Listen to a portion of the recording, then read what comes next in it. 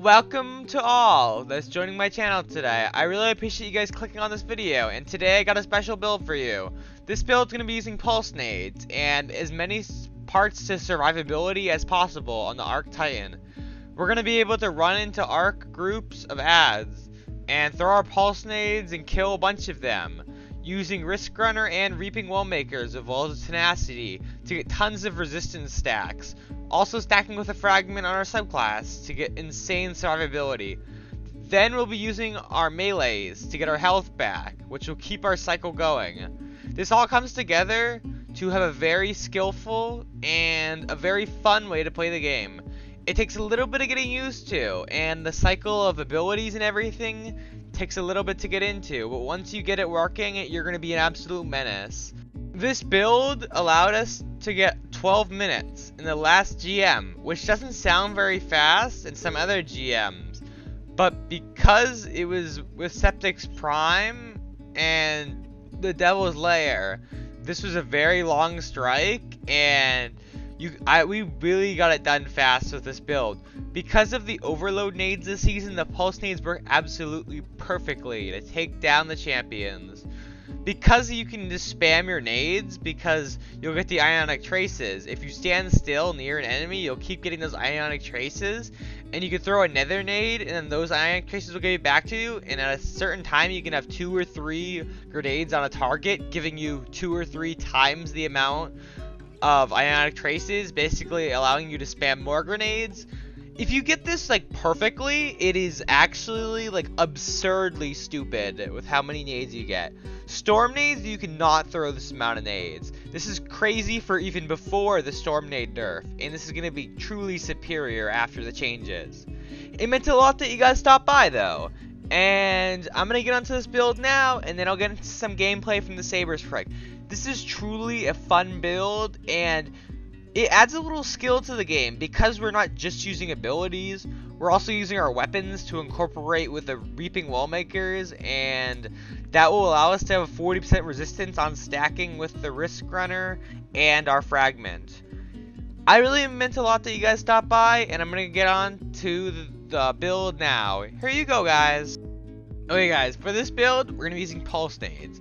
This might be a good alternative next season because of the storm grenades getting nerfed. They're not being absolutely killed into the ground, but I think this grenade might be better in a lot of cases because of the ability regen with the ionic traces it spawns after doing damage. You don't need any kills, and that's really the greatest part about it. You can literally spam grenades on champions if they're standing still, and you'll just be getting so many ionic traces. You can literally get them in like 3 seconds and just keep throwing them over and over again if you get it in the right spot and you're standing right next to them, and just keep spamming them if there's a target standing still. A lot of times the champions will move though, and that creates a problem, which is why some people use the storm nades. But with everything we're using, it should work out. With the Heart of Inmost Light and the Spark of Shock and the Spark of Ions, we'll be creating more ability regen, and we'll be increasing the time of the pulse nades, which will be increased damage from the aspect with Spark of Magnitude. We're going to be using Spark of Resist because it's a GM, very aggressive build. I'm going to be running into crowds of enemies with Risk Runner. And then I'm also going to be using Well of Tenacity with Reaping Wellmaker with Bountiful Wells to be getting 2 wells. The 2 wells aren't needed, but they do actually help you pick them up sometimes. They can be a bigger radius on how long you can pick them up. And also they give you a little bit more ability energy, and can allow you to pick up the second one to extend the timer halfway through. So that can also work out. And then a main part of this is we're using Bolster Detonation and Bomber. These will cycle back and forth to get our grenades even faster, with the Elemental Time Dilation to increase the Well of Tenacity. This build worked amazingly, and I was actually really surprised. This build allowed me to get like 240 kills to lead my team in Devil's Lair. This was absolutely crazy, and it's great for ad clear and for damage, and can be a really good option next season. There's so much survivability, which is absolutely crazy if you can play it properly. To get your health back, you're going to be using those melees from Knockout, which are kind of hard to proc in some situations, but the shoulder charge makes it much easier to if it procs. Sometimes it bugs out, and sometimes it whiffs, so that's really a big problem with this build. That's it for the build. Risk Runner's going to be giving the 50% resistance, and then the Wall of Tenacities are going to be giving us 40% resistance, and then we're going to be getting 25% from the Spark of Resistance. This comes together to be crazy resistance, and to die very slowly in intense fire. I really enjoy this build with all the overload grenades, and I think the overload grenades with the pulse grenades could be a big option next season, and I just really enjoy this build. I'll leave the dim link below, and it just meant a lot you guys stopped by. And I am a little sickly in this video. I've been running outside in the cold weather, and I've been getting a little bit cold. And my sickness is really clogging up my nose and making my throat hurt. So if it sounds a little bit silly, that's it. And I'm going to get onto this video. It meant a lot that you guys stopped by, and your comments just mean so much to me, and I just love enjoying to read them. I love to take ideas from the comments. If there's incredible builds or anything exciting in the comments to read, I'll always respond to them if I can. I almost every time respond to people, but sometimes things get missed out, and I should be able to respond to them in a few days if I don't miss them.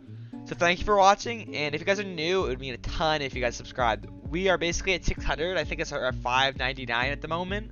So that means a lot if you guys just leave it there and stay with my channel, because I really want to bring this to something huge in the future and really want to inspire some people. So thank you, and let's get on to this video. Here you go, guys.